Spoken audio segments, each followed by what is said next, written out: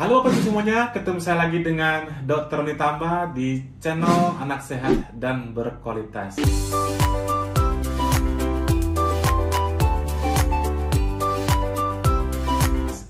Apa kabarnya Bapak Ibu semuanya? Saya harap semua dalam kondisi baik-baik saja dalam lindungan Tuhan Yang Maha Esa. Kali ini kita akan membahas satu topik, yakni jenis vitamin apa yang banyak direkomendasikan pada anak selama musim pandemi COVID-19 ini. Karena banyak orang tua yang periksa pada saya, mereka bertanya, vitamin apa ya yang bagus buat anak saya supaya tidak tertular virus COVID ini?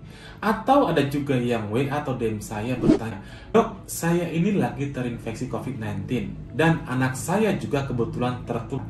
Vitamin apa yang harus saya berikan kepada anak saya agar lekas pulih? Ini merupakan pertanyaan yang akhir-akhir ini banyak diberikan orang tua. Namun seperti biasa, sebelum membahasnya, saya mengucapkan terima kasih kepada Bapak Ibu yang sudah rajin menyimak materi-materi kami di channel Anak Sehat dan Berkualitas. Dan bagi Anda yang mungkin saja baru pertama kali menyimak materi-materi kami, jangan lupa klik subscribe-nya, klik juga tanda loncengnya, like, dan boleh di-share kepada teman-temannya lain, supaya mereka juga mendapatkan informasi yang mana tahu nih mereka sekarang sangat membutuhkan. Jangan lupa juga bagi Bapak Ibu untuk follow akun Instagram saya @ronitamba, karena di sana juga saya buatkan materi-materi maupun motivasi-motivasi yang bagus. Sayang kalau Bapak Ibu lewatkan. Yuk kita mulai pembahasannya. Ada banyak usaha yang kita lakukan sebagai proteksi atau perlindungan diri terhadap infeksi COVID-19 ini. Di antaranya, asupan nutrisi yang baik, istirahat yang cukup, multivitamin, vaksinasi, dan juga protokol kesehatan. Bicara tentang asupan nutrisi, ya jangan lupa makan makanan yang sehat dan rajin makan sesuai jadwal. Jangan sampai terlambat makan. Demikian juga dengan vaksinasi. Sekarang kan kita lihat pemerintah lagi giat-giatnya memberikan layanan vaksin COVID-19 ini secara gratis. Ya, walaupun masih bergiliran, tapi ini sangat penting loh untuk mencapai herd immunity atau kekebalan komunitas. Artinya semakin banyak yang diimunisasi, maka semakin banyak orang yang terlindungi. Dan semakin kecil peluang si virus ini untuk menginfeksi kita. Walaupun anak-anak belum ditentukan vaksinnya, khususnya anak di bawah usia 18 tahun, tapi minimal kita-kita ini yang sudah termasuk kategori bisa divaksin harus ikut dong. Mumpung gratis, dan ingat, sangat banyak manfaatnya, termasuk untuk melindungi anak-anak kita juga. Di antara banyak cara tadi, yaitu asupan nutrisi, istirahat yang cukup, vaksinasi, multivitamin, yang paling penting adalah protokol kesehatan. Ya, protokol kesehatan dengan 3M.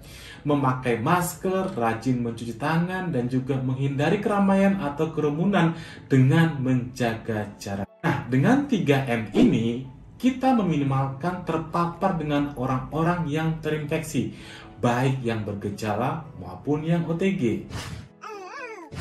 Bicara tentang multivitamin ini, banyak banget nih orang yang akhir-akhir ini rajin mengkonsumsinya, baik 1, 2, atau banyak vitamin sekaligus. Bahkan nih, ada istilah multivitamin yang dikonsumsi ini semacam itu koktail atau campuran berbagai macam vitamin. Memang di satu sisi perlu untuk meningkatkan daya tahan tubuh kita. Namun di satu sisi, apakah memang benar semua vitamin ini diperlukan? Jangan-jangan tidak banyak hubungannya dan bisa-bisa memberikan efek samping kalau dikonsumsi secara berlebihan. Untuk vitamin yang benar-benar, yang manakah yang sebenarnya direkomendasikan? Khususnya buat anak kita. Dan bagaimana cara kerjanya di tubuh kita, dan berapa dosis yang direkomendasikan. Hal ini sangat penting loh, daripada ikut-ikutan orang lain mengkonsumsi berbagai vitamin pada anak kita. Berikut saya ambil dari rekomendasi Pedoman Tata Laksana COVID-19 edisi 3 nih ya, yang dikeluarkan 5 organisasi profesi, yaitu PDPI, Perhimpunan Dokter Paru Indonesia, PERKI, Perhimpunan Dokter Spesialis Kardiovaskular Indonesia, PAPDI, Perhimpunan Dokter Spesialis Penyakit Dalam Indonesia, dan juga IDAI, Ikatan Dokter Anak Indonesia.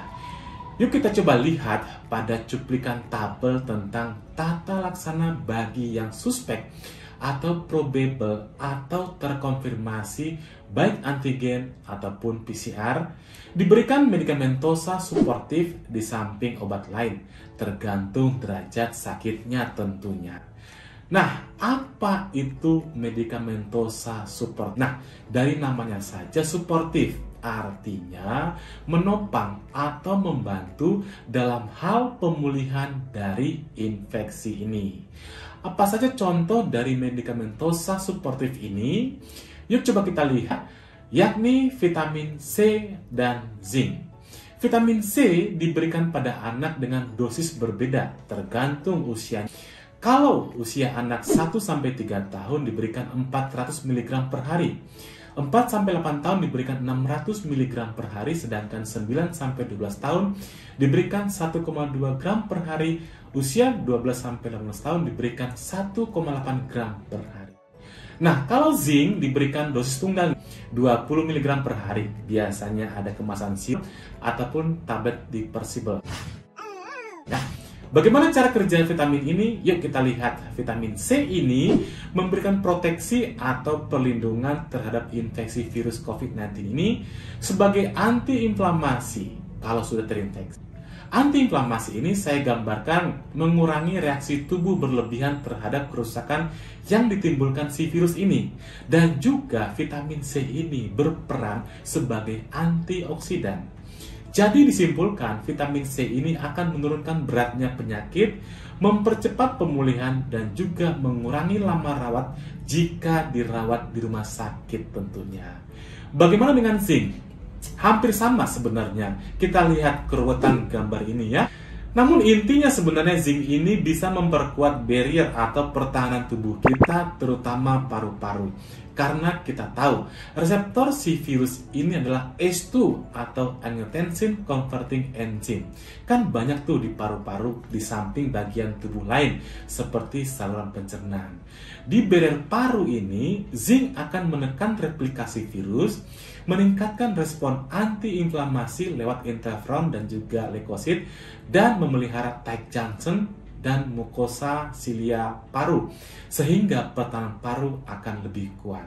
Apabila si virus sudah masuk paru, zinc ini akan menekan reaksi radang yang berlebihan dan meningkatkan antiinflamasi lewat sistem imun kita, misalnya lewat monosit, makrofag, sel NK, sel T helper, dan aktivitas sitotoksik, dan lain sebagainya. Ada satu lagi nih sebenarnya vitamin yang banyak direkomendasikan, termasuk saya juga masih mengkonsumsi, yaitu vitamin D. Walaupun sebenarnya vitamin D ini banyak kita dapatkan apabila kita berjemur dengan baik, yakni berjemur di atas jam 11 sampai jam 15 ya, bukan pagi hari. Karena vitamin D3 ini banyak didapat pada jam itu. Cara kerja vitamin D3 ini dengan cara merangsang ekspresi ACE2 tadi yang akan membatasi pembentukan angiotensin 2 dan selanjutnya mengurangi kerusakan paru. Tentu hal ini akan mengurangi beratnya gejala yang terjadi.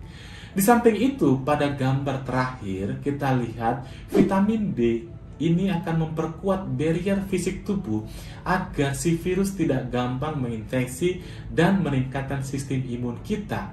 Ya kurang lebih sama seperti vitamin C dan zinc tadi. Bicara tentang vitamin D ini pada anak, ada kok sediaan tetes dan tabletnya ya. Yang tetes biasanya satu tetes itu 400 unit, sedangkan yang tablet ada yang 1000 unit. Biasanya pada anak bisa dimulai dari dosis 400 unit. Tentang dosis ini belum ada kesepakatan berapa dosis yang tepat. Tapi jika Anda ingin memberikan pada anak, saya sarankan tetap konsultasi dengan dokter anak terdekat. Nah, itu Bapak Ibu semuanya, saya sudah paparkan tentang jenis vitamin rekomendasi pada anak di masa pandemi COVID-19 ini. Harapannya bisa bermanfaat dan bijak-bijaklah dalam memilih vitamin pada anak. Jangan sampai ikutan-ikutan tanpa dasar. Karena efek sampingnya juga banyak jika kita asal memberikannya. Mudah-mudahan materi bermanfaat bagi kita semuanya. Salam sehat. Dadah.